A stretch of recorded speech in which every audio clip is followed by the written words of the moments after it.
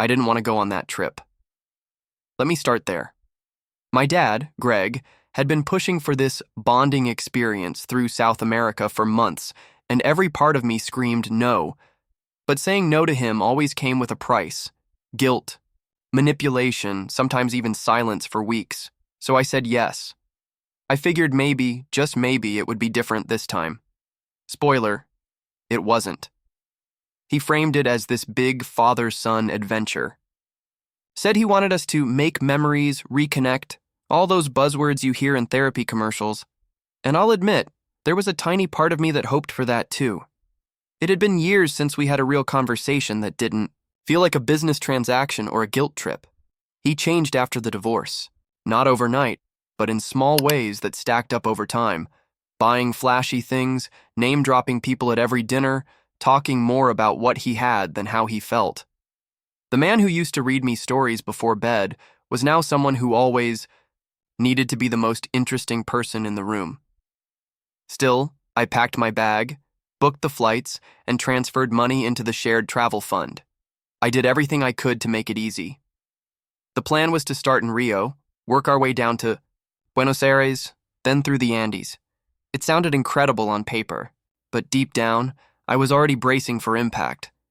Something in my gut told me this wasn't going to be the trip he imagined, or the one he promised. From the moment we landed, the energy was off. He barely looked up from his phone at the airport. No thanks for organizing everything, no excited to be here. Just a half-hearted smile and a request for the hotel Wi-Fi. But again, I let it slide. That's what I did with him. Let things slide. Because calling him out usually led nowhere good. And maybe I was afraid that if I said something too early, the whole thing would unravel before it even began. So I swallowed the discomfort, told myself to wait and see, and hoped this time would be different. I really did. It didn't take long before the red flags started piling up. The first meal we had in Rio, he conveniently forgot his wallet. Not just a one-off, it became a pattern. Every lunch, every dinner, every cab ride, I was the one pulling out my card, and he didn't even try to hide it. Once he joked that it was the least I could do for dragging him across the continent. I laughed, but inside it didn't feel like a joke. It felt like he expected it. Like this trip, this whole thing was my responsibility. And the worst part, I let it happen. I kept thinking, maybe he just needed time to settle in. Maybe he'd start contributing once we got into a rhythm. But we never did. He didn't book a single excursion. I'd wake up early, trying to organize the day, checking maps, making sure we saw at least some of the incredible places we were visiting. Meanwhile, he'd sleep in, wander down an hour later, and ask if I'd made breakfast plans. Then he'd complain if the coffee wasn't good, or if the tour we joined didn't feel authentic enough. I remember one afternoon in Rio when we were on this stunning hilltop looking over the city. Everyone around us was in awe, and he was scrolling through his phone trying to upgrade our next hotel. I didn't say anything.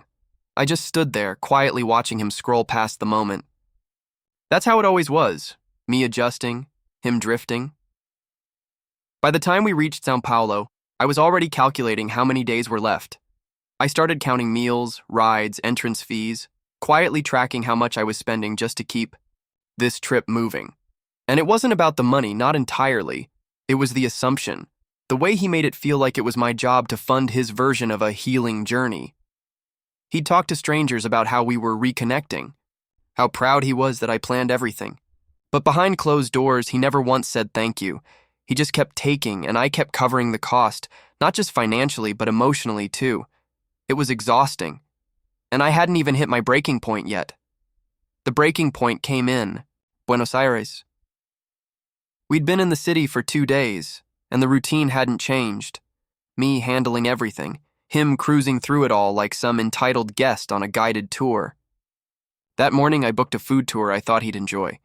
It was all local markets, street vendors, small hole-in-the-wall spots. Nothing fancy, just real and interesting. He showed up late, barely said a word through half the tour, and then spent the rest of it complaining about the lack of wine options and the grittiness of the area. He even asked the guide if there was a version of the tour with better plating. I wanted to disappear. We got back to the hotel, and I sat on the edge of the bed for a while just thinking. I wasn't even angry, just drained. I finally said, "Hey, I feel like I've been handling everything on this trip. I thought we'd be doing this together." He didn't even look up right away. When he did, he smirked and said, "This trip isn't about you." Just like that. Like, he was offering some deep insight, like I was supposed to agree, but to me it felt like a door slamming shut. I couldn't even respond. I just sat there, stunned. It was one of those moments where the air in the room shifts. Everything he'd been doing, every small dig, every passive-aggressive jab, just clicked into place. It wasn't about me. It never had been. I didn't yell. I didn't argue. I nodded, walked into the bathroom, and shut the door. I froze the travel fund. I didn't even hesitate. Took a shower, packed my things, and left while he was napping. I didn't slam the door or make a scene. I walked down to the front desk, left a note, and stepped outside. I had no plan, no destination, just a growing need to get away. For the first time on that trip, I felt like I could breathe. And as I walked through the streets, I realized I wasn't running away from something. I was walking toward something better, myself. I didn't check my phone for the first few hours. I wandered through the city, stopped at a park, watched. People walk their dogs and drink mate on benches. It was quiet, peaceful in a way I hadn't felt in days. But when I finally turned my phone back on, there it was. Missed calls, frantic texts, voice messages from my dad. At first, they were just confused. "Where are you? Did you get lost?" Then they turned panicked. "Call me back right now. I can't access the card. What the hell is going on?" I sat on a bench and listened to the messages, in order.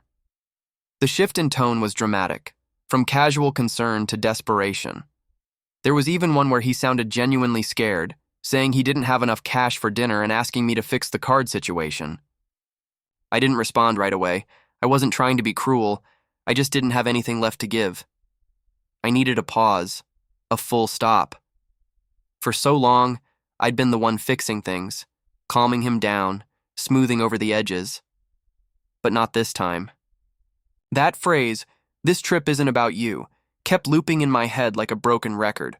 So I sent him one message, just one.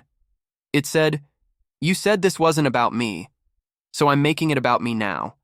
And then I turned the phone off again. I found a small hostel on the other side of town, paid in cash, and checked in. It wasn't fancy, but it was mine. For the first time, I wasn't splitting a room, sharing a plan, or checking in with anyone. I grabbed dinner alone at a corner cafe, sat outside, and felt a strange mix of guilt and relief. I watched people pass by, fully in their own worlds, and realized I had spent so much time orbiting his needs that I had no idea what I actually wanted. Part of me still expected him to show up, to guilt trip me into coming back. But he didn't, and I didn't go back. That night, I slept better than I had in years. I didn't know what the next day would bring, but I knew I was finally on my own timeline. The next few days were the most alive I'd felt in a long time. I took a bus to Mendoza and wandered through vineyards without a plan. I didn't have to ask anyone what they felt like doing, didn't have to explain my choices. I just moved, freely, finally. In the mornings, I'd grab a coffee and walk aimlessly, letting the city guide me. I talked to strangers, tried new foods, even joined a group hike last minute. Every moment felt like mine. No one was monitoring me, no one was making me second-guess my decisions. I could sit in a plaza for an hour and just people watch. I wasn't rushing toward anything, and for once I wasn't running from anything either. In Cusco, I booked a tiny room in a hostel with a view of the mountains. It was quiet, cheap, perfect. I spent a whole afternoon lying on the roof with other travelers, swapping stories, not once having to filter my words to make someone else feel comfortable. For the first time in what felt like forever, I wasn't someone's son or someone's emotional buffer. I was just a person, traveling, being. And in that simplicity, I found clarity. I thought about my dad a lot during those days, not in a bitter way, just honestly. I realized how long I'd been trying to manage his moods, fix his problems, be the adult in a relationship that never allowed me to just be a son. And once I stepped outside of that, I saw how heavy it had all been, how much space it took up in my head, how it shaped the way I saw myself. And slowly, that weight started to lift. Not all at once, but in pieces. With each new step, each city, I was reclaiming something. Not just distance from him, but parts of myself I hadn't even realized were missing. I didn't have a big revelation or some cinematic breakthrough, but I felt lighter. And that was enough. More than enough, actually. I was in Cusco when I got the call. A hospital. My dad had been admitted after collapsing from dehydration and stress. I didn't even know he was still in Argentina. Apparently, he hadn't been eating properly and had barely left the hotel room after I left. The nurse said he listed me as his only emergency contact. That caught me off guard more than anything. I hadn't heard from him since that last flurry of messages, and I figured he was still fuming, or maybe just sulking his way through expensive room service. Hearing that he listed me as the only person to call, it stirred something in me. Not panic exactly, but this weird, low-grade ache. I didn't rush there. I took a day to think. Not because I didn't care, but because I needed to be sure I wasn't going out of obligation or guilt. I'd spent too many years making decisions like that. When I finally flew back to Buenos Aires and walked into that sterile, overlit room, he looked smaller somehow. Not physically, just deflated. Tired. He tried to joke at first, something about the hospital food, but I didn't laugh. I just asked if he was okay. And for once, he didn't dodge it. He said he wasn't. He admitted he'd been drinking more than he let on, that he hadn't really been sleeping, that the trip had overwhelmed him in ways he didn't expect. We didn't solve anything right then. It wasn't a dramatic reunion or tearful hug, but it was real. That conversation was the first time I saw him without the performance, without the ego. Just a man who'd made a lot of mistakes and didn't quite know how to come back from them. And for the first time, I didn't try to fix it. I just listened. And when I spoke, I didn't sugarcoat anything. I told him how tired I was, how much pressure I had felt to keep him from falling apart, how unfair it had been.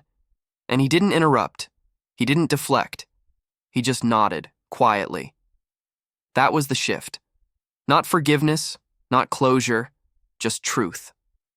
We spent 2 more days in that hospital room, just talking, nothing deep at first, small stuff, old family stories, bits of news from home, but slowly, it drifted into heavier territory. He told me more about what the divorce did to him, how he felt like he lost control of his life, and how chasing comfort through things, money, status, appearances, was the only way he could keep from unraveling. It was hard to hear, but I appreciated the honesty. For once, he wasn't trying to impress me or guilt me. He was just speaking plainly. He said he didn't even realize how far he had drifted until he was stuck in a hotel room alone, unable to buy dinner, wondering if I'd ever speak to him again. I told him about how I felt growing up after the split, how I learned to predict his moods, to fix things before they went wrong, how being around him felt like walking on a moving floor, always adjusting, never steady, and he actually listened. Not defensively, not with excuses, just listened. I didn't need him to apologize for every moment he let me down. I just needed him to finally understand that it happened. That my exhaustion wasn't drama. It was real. He asked me what I wanted now, and I said I wanted space. I wanted respect. I didn't want to feel like I owed him anything just for existing. I wanted a relationship that didn't cost me peace of mind. He nodded. He didn't promise to change or say all the right things, but he said he heard me, and that was more than I expected. It was the first time in years I felt like we were talking as equals. Not parent and child, not debtor and creditor, just 2 people trying to understand each other. I knew things wouldn't magically get better. That kind of damage doesn't vanish after one honest conversation. But it was a start.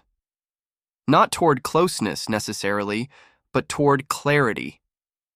We weren't healed, but we were seen. And that meant something. I walked out of that hospital feeling like I'd finally said everything I'd been carrying around in silence for years. After the hospital, I didn't stay in Buenos Aires long. I made sure he had what he needed. A flight booked. Home. Meds picked up. Someone from his work aware of the situation. But I didn't linger. I booked my own flight to Lima and decided to finish the trip solo. This time, it really was about me. I wandered without checking in, made decisions without consulting anyone.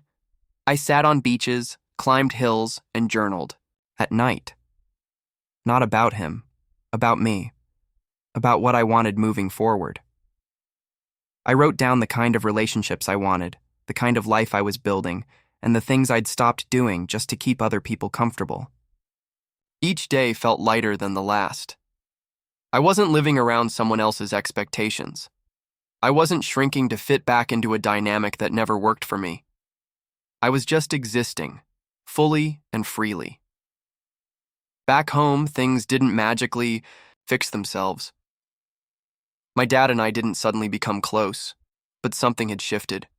He started sending me money every month, paying back what he could from the trip. No grand gestures, just quiet consistency. And he didn't try to call every day or force conversations. He gave me space, finally understanding it wasn't a punishment, it was a boundary, a necessary one. We still talk. Not often, but when we do, it feels more honest. More balanced. He asks how I'm doing and actually listens. Sometimes the old patterns peek through, but I don't let them settle. I've learned to recognize the signs early and speak up before it spirals. I don't let silence build up like I used to. I don't let guilt run the show. I don't know what our relationship will look like in 5 years. Maybe we'll find more common ground. Maybe we won't. But I know that whatever happens, it'll be on my terms now. I'm not carrying someone else's emotional weight anymore. I can love him and still protect myself. I can forgive parts of him without forgetting what I went through. That trip didn't heal us, but it gave me the clarity to stop waiting for him to change and start changing what I accept. And that's where the real peace began.